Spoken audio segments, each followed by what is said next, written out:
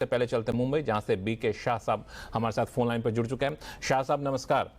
नमस्कार sir, good afternoon sir. नमस्कार, कैसे हैं आप? बस मैं अच्छा हूँ सर, आप कैसे हो सर? मैं बहुत बढ़िया हूँ। बताइए, टैक्स रूल कैसे आपकी मदद कर सकता है? मेरा सन 2 दिसंबर को आउट ऑफ इंडिया गया, लंदन, वहाँ पे जॉब के लिए। ठीक है। देन ही joined on 5 December.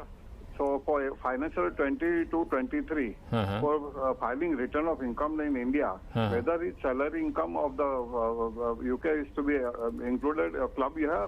If answer is yes, then surcharge and education surcharge is applicable or not. Shah साहब, मैं तारीखें सुन रहा था जिस तारीख को आपके बेटे लंदन में गए, और मैंने देखा कि इस साल का जो पिछला साल था उसका ज्यादातर हिस्सा वो भारत में ही थे, क्योंकि आपने दिसंबर का जिक्र किया, तो दिसंबर से मार्च तक अगर हम लेते हैं तो कुल 4 महीने के आसपास होते हैं।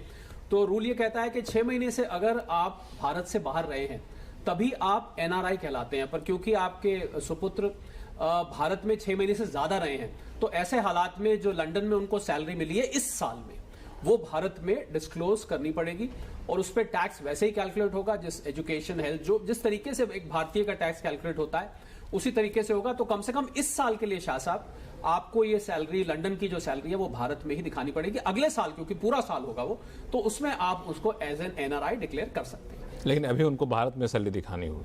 हाँ, ये वाला साल जिसका इन्होंने जिक्र किया, क्योंकि ये 6 महीने से कम है तो भारत में दिखानी। अब लेते हैं अगला सवाल, जो